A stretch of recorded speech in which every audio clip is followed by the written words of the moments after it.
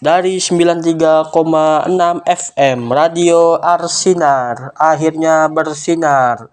Bersama saya Ivan Zulkais yang pada kesempatan kali ini akan menjelaskan mengenai transmisi radio dan perkembangannya di Indonesia. Jadi tanpa lama-lama lagi, mari kita bahas. Jadi transmisi radio itu adalah proses pengiriman dan penerimaan data secara nirkabel menggunakan gelombang radio. Jadi dapat dikatakan bahwa transmisi radio itu adalah prosesnya. Sementara untuk bisa melakukan proses itu, dia membutuhkan semacam tower transmisi itu sebagai bendanya.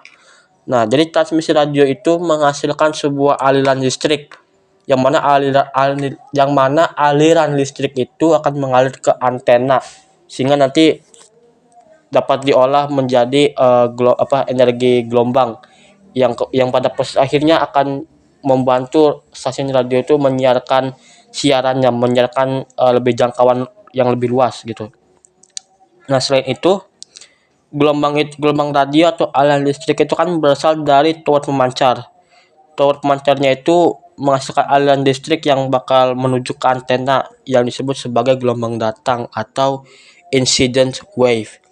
Jadi meskipun tower tower transmisi itu dibutuhkan untuk menyebarkan gelombang radio yang lebih luas untuk menyebarkannya dari satu tempat ke tempat yang lain dengan ukuran frekuensi tertentu, memang memiliki suatu kekurangan tersendiri. Misalnya, jadi karena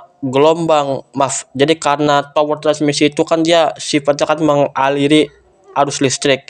Nah, jadi kalau misalnya pada keadaan tertentu ya memang dia sudah terlalu panas, baik itu karena mungkin ada kesalahan pada pengaturan mungkin tower transmisinya, rancangannya, atau bisa jadi karena cuaca sehingga menyebabkan arus listrik itu terlalu panas, maka ia akan menghancurkan kawat itu sendiri sebagai penghantarnya gitu. Dan juga kalau misalnya dalam hal ini tidak ada perawatan yang cukup optimal dari tower transmisinya, itu tentu akan sangat membahayakan bagi teknisinya gitu.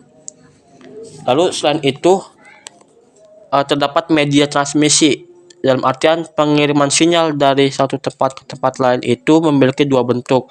Yang pertama ada yang disebut sebagai guide media. Jadi guide media itu adalah jalur transmisi sinyal yang secara fisik terbatas. Lalu ada juga yang disebut sebagai unguided media, yaitu komunikasi tanpa kabel, yang mana radio itu kan dia sifatnya itu rambatan udara, atau misalnya dia bisa merambat di darat, dan dia juga bisa menggunakan satelit gitu. Jadi untuk sistem transmisi gelombang radio sendiri itu dia lebih menggunakan antena untuk uh, menyebarkan gelombangnya gitu. Jadi dari misalnya tower transmisi mengalirkan listrik melalui kawat lalu bersambung ke antena. Nah, di situ sistem transmisi gelombang radio itu dia menggunakan uh, kekuatan gitu ya, menggunakan kekuatan atau jaya jangkaunya mencapai 1 GHz.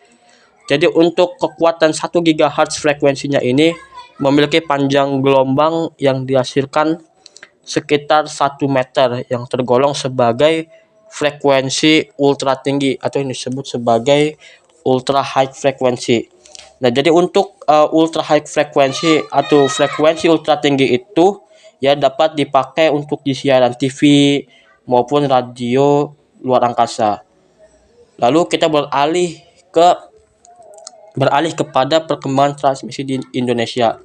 Transmisi radio lebih tepatnya. Jadi kalau untuk perkembangan transmisi radio di Indonesia itu, saya secara pribadi hanya memberikan kepada 2 timeline waktu dan juga 2 jenisnya. Hal ini berdasarkan kepada pemahaman saya, dan juga perlu ada perbaikan juga gitu mungkin ke depannya gitu ya. Jadi yang pertama itu saya akan membahas mengenai perkembangan transmisi tahun 93 hingga 97.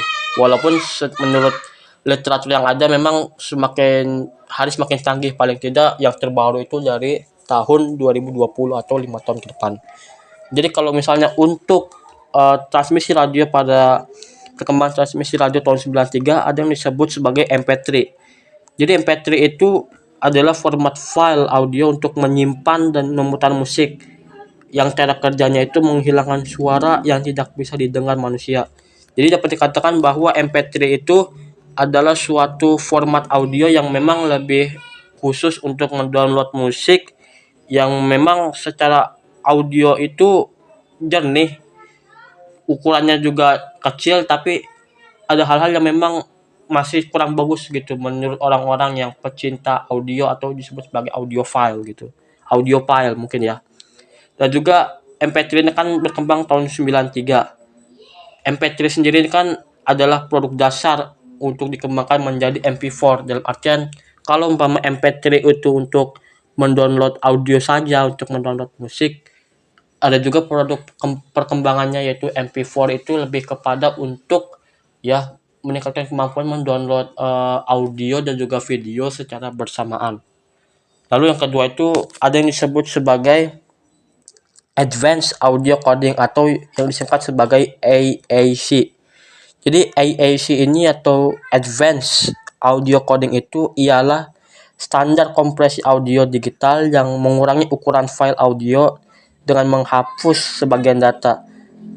Jadi kalau umpama audio advanced coding itu kan semacam pemanfaatan audio yang lebih lanjut.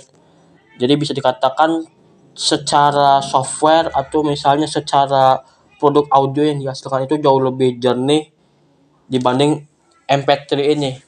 Nah, kalau misalnya pemakaian AAC sendiri itu dia lebih mendukung kepada audio yang multi saluran. Dia bisa dipakai pada telepon seluler atau misalnya e-reader. Kalau misalnya telepon seluler itu saya belum dapat menjelaskan secara pasti, atau misalnya ada perumpamaan lain, misalnya ketika seseorang itu menggunakan Google Meet misalnya. Ketika ada menggunakan Google Meet itu dengan mengklik suatu pengaturan, di situ kan ada semacam default setting atau umpama setelan public yang mana kalau pakai Google Meet itu kan pasti pakai speaker. Kalau misalnya Anda mencoba mengklik misalnya menggunakan apa namanya jadi audio speaker, Anda mengklik jadi telepon gitu ya, itu secara volume suaranya itu akan jauh lebih kecil, dan memang ketika Anda menggunakan Google Meet dan juga suaranya dari speaker menjadi telepon, jadi suara telepon itu Anda baiknya menggunakan earphone sehingga suaranya itu jauh lebih jelas. Lalu misalnya untuk e-reader sendiri itu jadi semacam apa namanya kita membaca apa ya lebih mendengarkan kepada buku suara gitu. Jadi ketika mengklik, nah di situ ada suara yang dibacakan dari tulisan itu. Jadi itulah mengenai transmisi dan perkembangan di Indonesia. Jadi pada intinya apa namanya transmisi radio ini adalah semacam perlengkapan gitu ya, perlengkapan sehingga dari alat-alatnya dan juga penggunaannya yang memang nantinya akan memberikan kemanfaatan dan juga kemajuan di masa depan gitu. Jadi kalau misalnya nih teman-teman punya ide atau mungkin komentar yang ingin disampaikan, jangan lupa hubungi nomor 0895 3430 25033 yang mungkin di minggu depan akan coba kita bahas. Jadi sampai jumpa di pertemuan selanjutnya. See you next time. Dadah.